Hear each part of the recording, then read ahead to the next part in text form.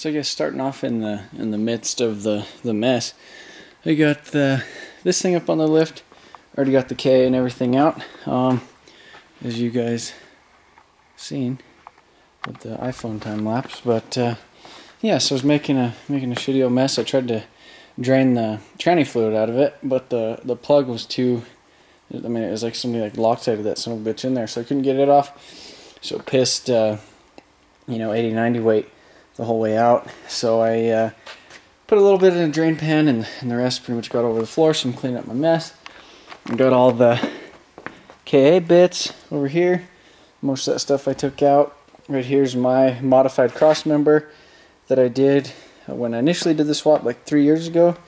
When I was looking at the clutch when I took the LS out or whatever when I was swapping blocks. I think it said like 2/13 of 2012 or something like that. So essentially since February of 2012, I've had this in a car, or doing something in a car.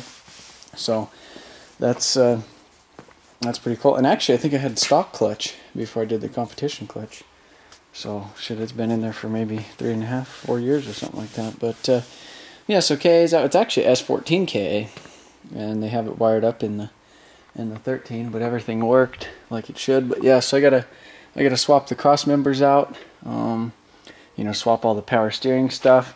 I still need to get in my car over here. I still have the power steering crap hooked up so it wasn't leaking. Power steering cooler, all the the wiring specialties harness or whatever, and the fuel lines and little things like that. We're not relocating the battery on his, just leaving his battery up front. So that shouldn't be an issue. And but yeah, so I'm gonna try to get this guy at least sitting in there, get everything cleaned up and sitting in there tonight. And then I have another S13 LS drive shaft I just have to swap my flange yoke off of, and do a few other little things. I think he needs to order a Walbro fuel pump because he said he thought it was upgraded, but it doesn't sound like it is. It just sounds like it's like a factory one. It looks like somebody's like mud bogging this son of a bitch. But yeah.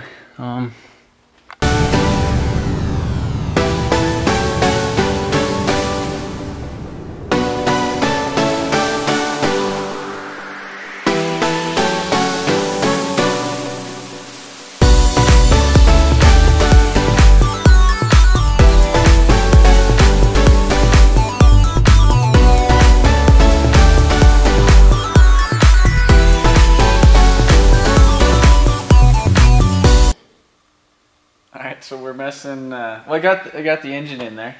Got it sitting on the mounts and all that stuff.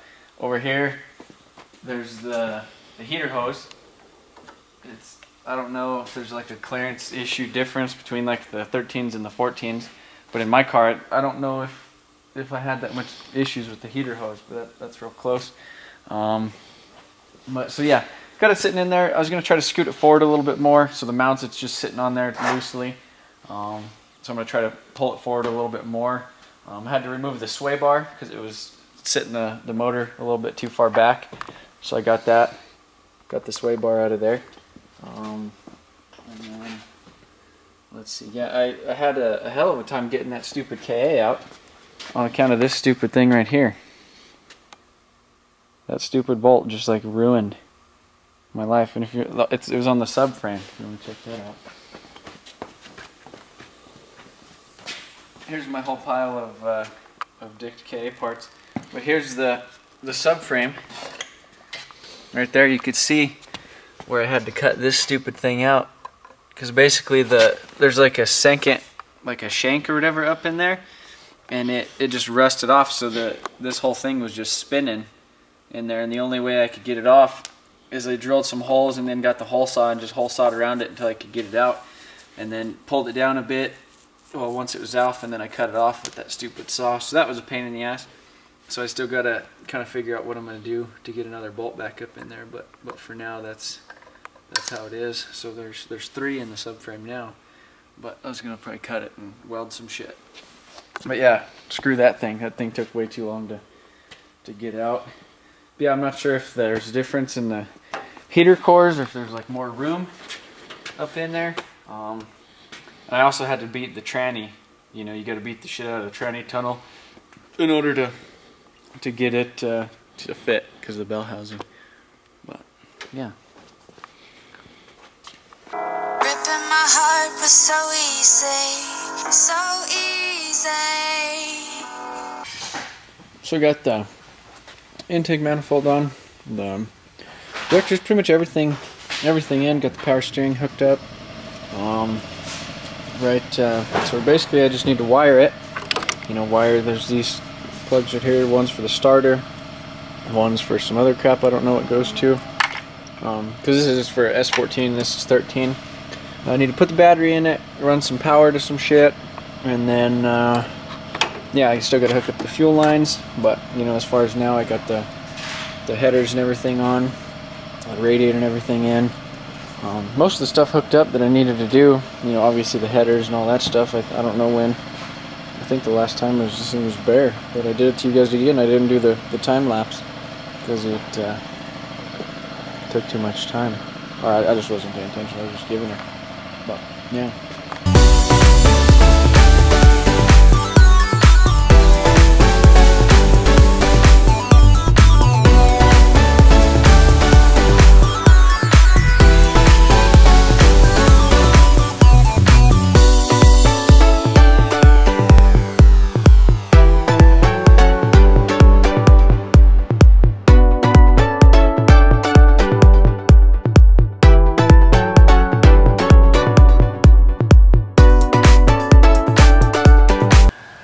So yeah, this is the quick little exhaust I made.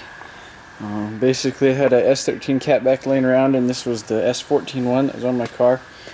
And the bends and stuff, that thing stuck out. This thing, it hits shit. So I was like, I'm just gonna cut this thing up real quick. It was actually worked out real good. I cut off the, the flange from that guy, and then just cut off the V-band, kind of just rough cut them, butted them up against each other, and shit, they were almost perfect. So got the exhaust and everything on here. Pretty much the only thing I'm really waiting on, I gotta hook up the wideband, put coolant in it. I need to reroute the heater hoses and shit, but and put some power steering fluid in it. Other than that, it's good to go, I think. So I got everything, and like I said, the only thing is the damn heater hose. And here's the wiring. Really didn't have to wire much. Basically just that one wire right there kind of trips the relays for the harness, and then fuel pump. I had to tap into a wire over there for the ignition, and then just run the ship. But before, it had a little like push button like right here for the fuel pump, but this one's in neutral.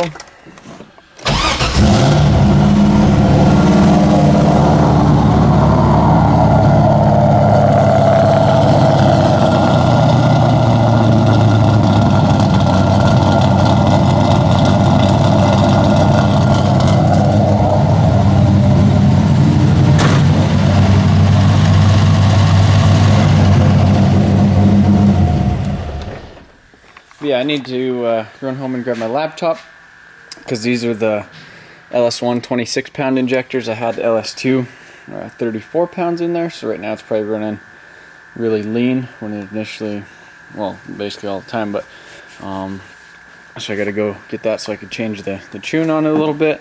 And I got to wire in my wideband, and then and then I got to do the heater hose, and then I'll be ready for a drive.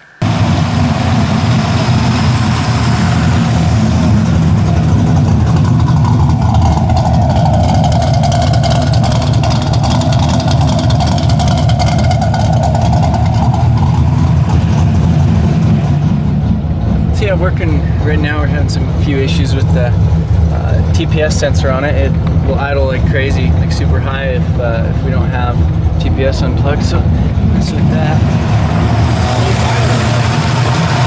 Yeah, idling perfect now, but the only thing is like to give it like just a little bit responsive. Yeah, wants to die.